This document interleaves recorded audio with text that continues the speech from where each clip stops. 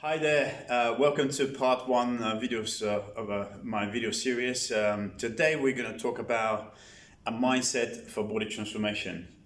Mindset is it's very important because in reality it's like we are what we think. Everything that manifests in reality first is created in the head, and then after that depends on our actions, and then our actions basically transform the physical reality. So whatever is happening in the head, it's very important to be constructive, to be positive, and then to make sense. So the first thing I would say, you guys need to understand that everything in this life is possible. You can be, do, have everything you want.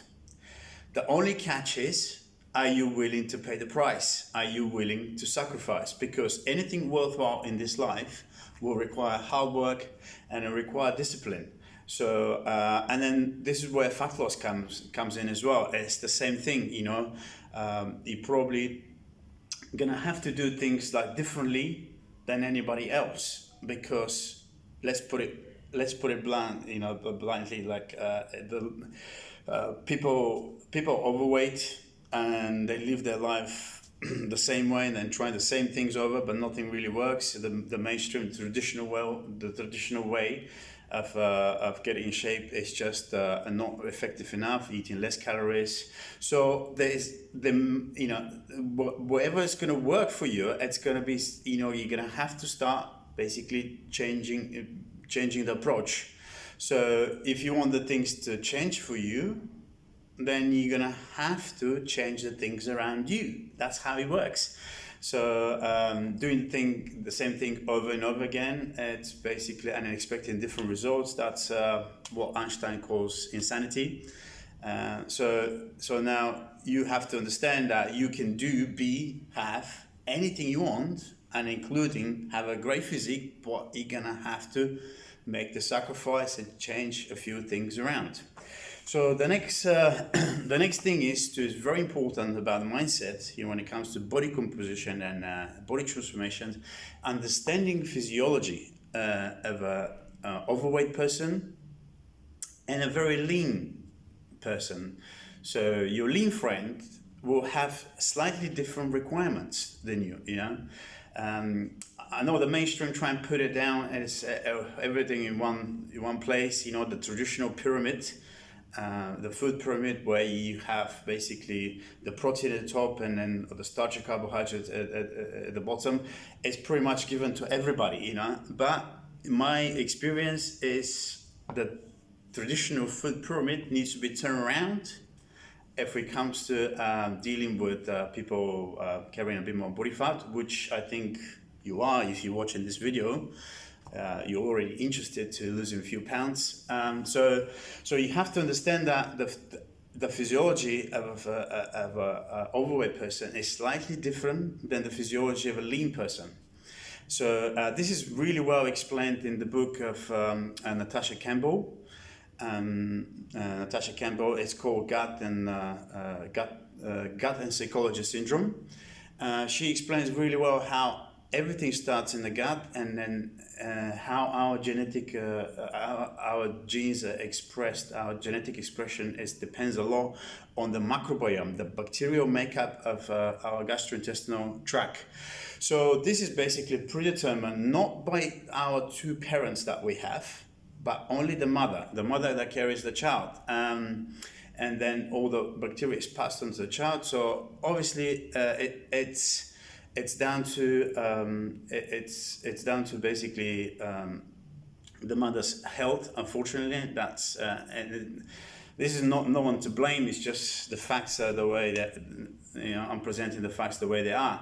So how well your microbiome is formed with symbiotic bacteria inside determines the expression of your genes, which is called epigenetics.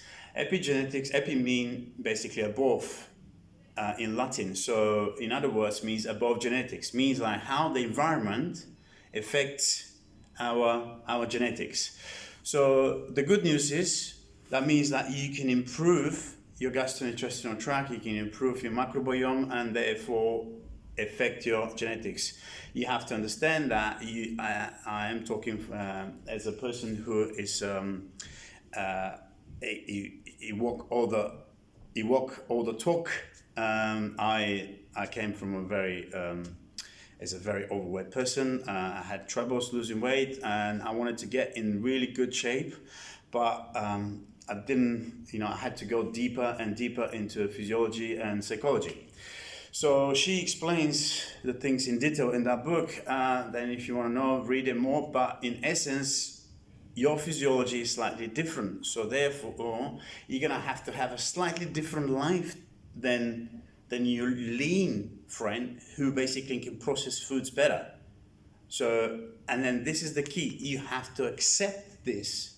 You have to accept it as a reality, and then your lean friend will tell you that it's because they train really hard in the gym and they have a lot, they working really hard. That's why they're in better shape.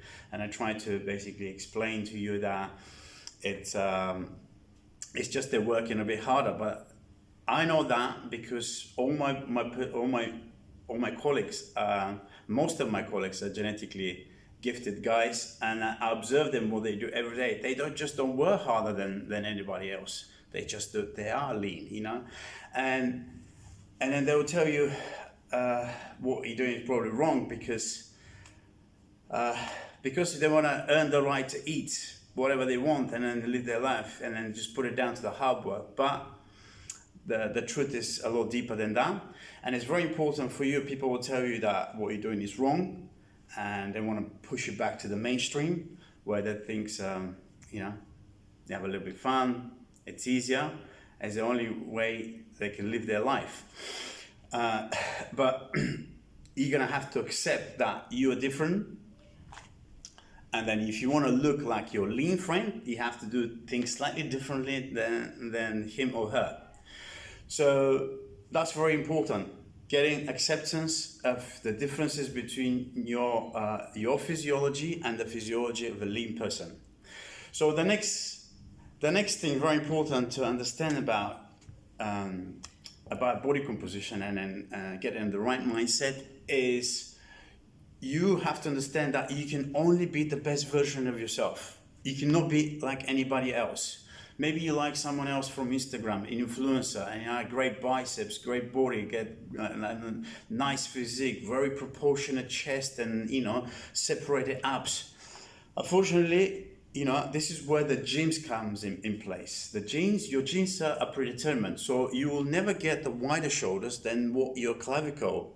Clavicle is the bone that is attached for the neck down to here. So you'll never get the wider shoulders more than what the clavicle, your bone structure of the clavicle is. That's it.